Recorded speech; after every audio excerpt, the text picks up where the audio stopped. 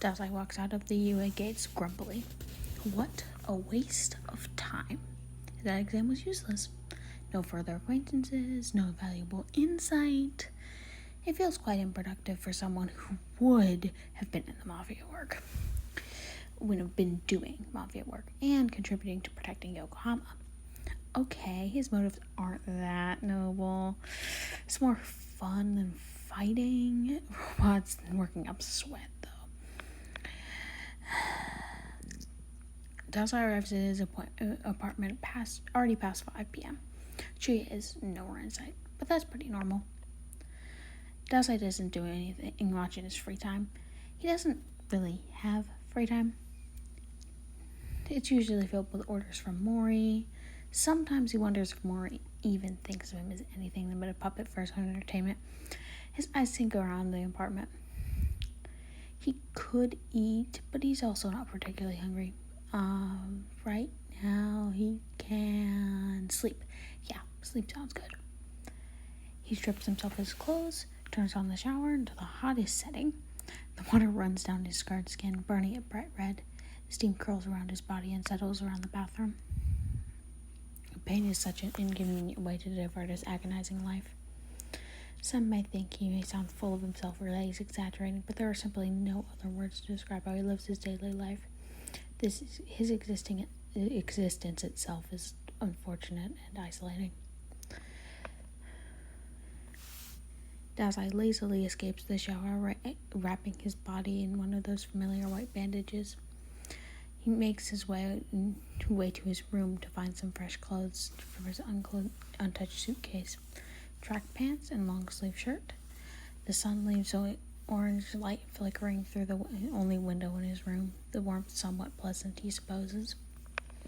Chuyo will probably make his way home soon, at 9 p.m. at latest. If he isn't home by midnight, Dazai will have to drag him back himself. It would be no good to have his dog run away. His bed is soft, far softer than the one back in Yokohama. It's like it's swallowing him up and trapping him. It's so odd to be back into the real building and with a real aircon and electricity, and coming back to Chuya. Back in that dirty shipping container, there was only him. Now he's surrounded by people constantly. It's frightening. With a lot of twisting and turning, he finally succumbs to sleep. When Dazai wakes up, it is dark out. The moon shines brightly upon his window, and the cold breeze ambles past the gap. Dazai shivers at the outside temperature. He must have left the window open. The sheets on his bed are tangled far beyond imagination, so he kicks them to the floor entirely. He'll deal with that later. Probably. Dazai strides into the kitchen looking for signs of Chuyu's return. Sure enough, his ugly hat is sitting on the dining room table, and there's a half-filled glass of water next to it. He glances at his phone, and in that time he reads 2:07 a.m. Dazai takes a seat next to that stupid hat. He wonders when Chuya got home. Did he eat when he was out? There's no sign of food around, so that's the most likely theory. He sighs heavily, resting his head on the kitchen counter, and starts tapping random patterns of the stone surface. Why couldn't he have stayed asleep longer? Now that he's awake, he won't be able to sleep. That's no fun. That's terrible. That's life-threatening boredom. Well, he could go out. A walk never hurt anyone. Except for that time he went out for a late-night stroll and got attacked by a gang of local thugs hired by a small group organization to assassinate the demon prodigy of the Port Mafia. They were easy to trick, and he got away with a lovely jacket as a souvenir. He needs to buy some whiskey and another cigarette packet. Anyway, speaking of cigarettes, this is the perfect time to go out for a smoke. He drifts back into his bedroom to find his black coat thrown in the corner of his room. There already has wrinkles on it. Usually the coat is dry cleaned every few weeks by Mori. Dazai couldn't care less what his clothes look like. Mori hates it when Dazai looks messy. He piles everything he needs into his pockets on the outside of his coat, including his pistol. The apartment they are staying in is quite nice, but not in the nicest area of Maifusu. I apologize if I said that wrong. Masu Tafu. I don't know. I'm probably butchering it. I apologize in advance. Author's note. Not author's note. Oh god, what would I call this? Reader's note? We'll figure that out later. This is not in the area of Masu Tafu. There is no downstairs lobby or anything. Just a small door leading to the manager's room. That's fine with Dazai. It made it easier to go out. He takes a large breath as he inhales the air around him. He takes the air always feels fresher at night when there are fewer people to breathe it in. Streetlights illuminate the empty roads as he walks down them, with no true destination. A stray car or two speeds by every few minutes, pushing the wind into his face and fluttering his hair back. Tonight may be the day that his death hunts him down. If it were to look down, they straighten his eyes and deny his wish after finding out what a vicious thing he is. That might give him motivation to wake up another day, to live and breathe like any other person. If death will reject him, then he might be able to live with no other choice obtainable. Dazai climbs up the fire escape to the top of an unknown building. It seems like he's always on the top of buildings. It's an odd sentiment. He likes to be up so high. Everything looks like an ant from up there. If he falls off, everything will be gone in an instant. A snap of his fingers and the weightless liberation, and absolutely nothing. His bandages press against his bad eye uncomfortably as the wind whips his face. Dazai's clothes share the same treatment, flapping around uselessly. Goosebumps appear as though someone reaches his skin like a piece of ice poking him. He lets his feet dangle on the edge of the building and takes another dull-witted drag at an almost burnt cigar. Those moments are somehow horrible and extraordinary when he's alone. These moments. When there are so many people living on Earth, they live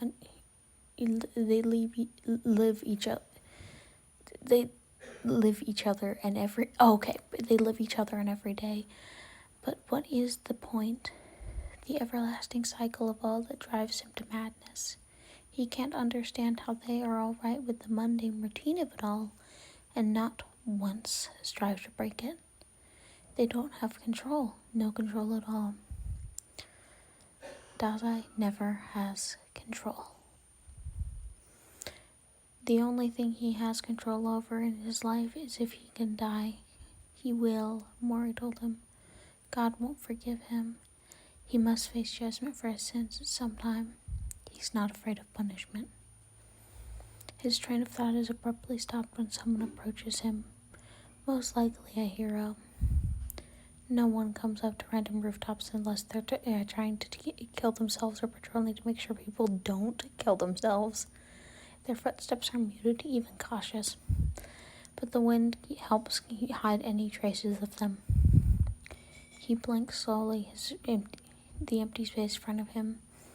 He attempts to not acknowledge the person. What are you doing up here so late? It's unsafe to be on the edge of a building late at night. A rough voice comes behind him, almost as if he's a child being scolded. Dazai turns his head to find a tall man, all black with a gray scarf around his neck. His hair unkempt and his eyes are harsh dark color. That makes him feel like he's staring right into Dazai, and he's told his eyes are intense. You haven't heard of living life to the fullest? Dazai cocks his head at the man. I'm just out here for a thrilling stroll. Observing the man, he is struck with the realization he recognizes him. His hero name is Eraserhead, listed on the UA website staff list.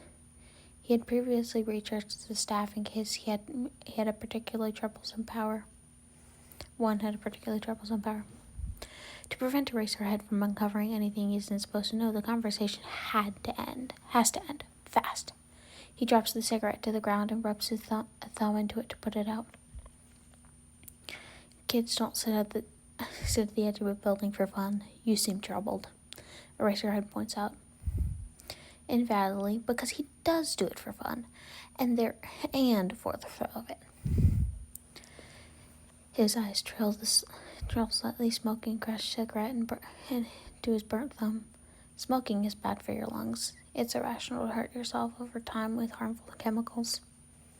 You only live once. I'm spending my brief life with black lungs. So beside, you're only thing troubling me. Dazai whines.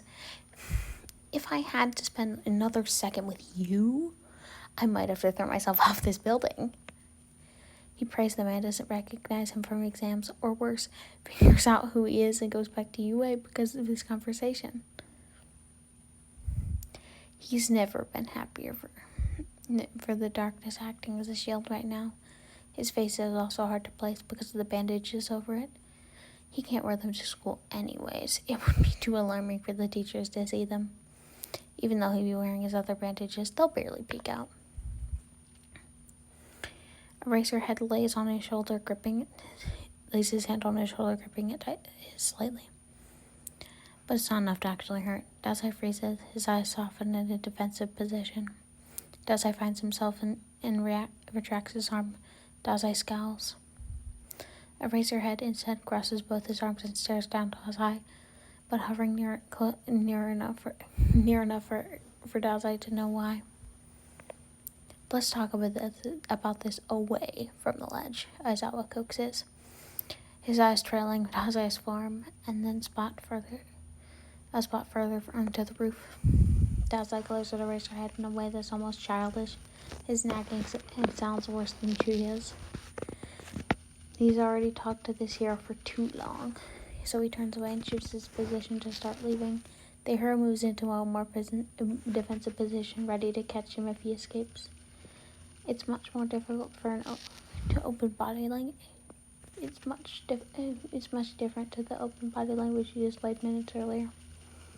I didn't think a hero would force me to hang around them. Who knows what he'll do when nobody's around? He says in a light tone, tensing up.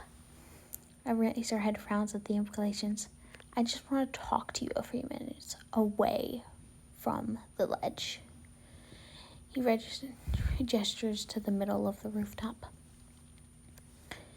Dazai narrows his eyes. He slowly stands up, hands behind his back as he tries to appear natural. No fear or anger. If the hero keeps him here, he'll capture him and take him away for questioning. They'll all call him crazy and demand he be put into a mental asylum. Maybe they'll call a shrink to find out what's wrong with him, but he doesn't need help. There's something that's always been wrong that can't be fixed. My business is not yours, Eraserhead, he says, like a gentle reminder, like scolding, but the intent is clear. He is not a child who is in need of protection. He is not a child.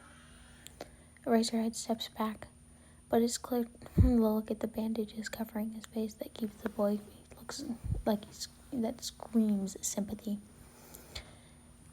It might be understanding, but that's obviously not real.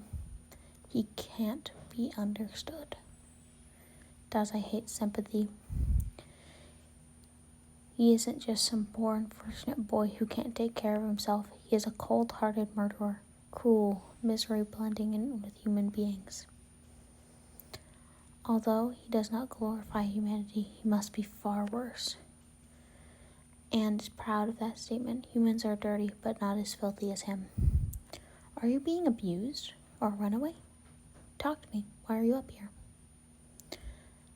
It is left unsaid why people come to places like these.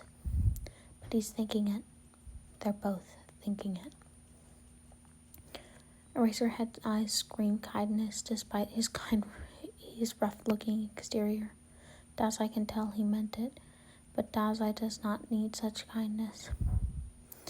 He looks at his owl's eyes again, wide and curious, like a young child. He was wrong. Their gazes are nothing alike. How do you know I'm not a villain? He questions the man, who looks slightly taken aback. It's barely noticeable, though. Dazai can just read people like their picture books. Or tisk. Here I should know better to assume things just because I'm younger. You're not that great of a hero after all. Dazai unlocks his pistol and points it at Eraserhead. His eyes are cool. He is always, as he always is cold and hollow. The hero backs away slowly, looking cautiously at him. Dazai steps forward in a chase. It's like, where am I? Okay. Eraserhead thinks Dazai is bluffing.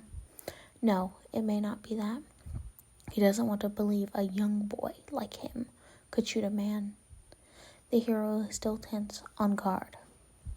Regardless of the fact that he is not an adult, he does not plan to kill the hero if Eraserhead leaves him alone. But either way, the man isn't going to leave like this. So with a quick decision, Dazai pulls the trigger and the hero jerks to the left. Dazai has already figured out that he would favor his left side due to his posture, mostly like a byproduct of an old injury, so he aims slightly to the right. Killing him would cause UI to go on high alert.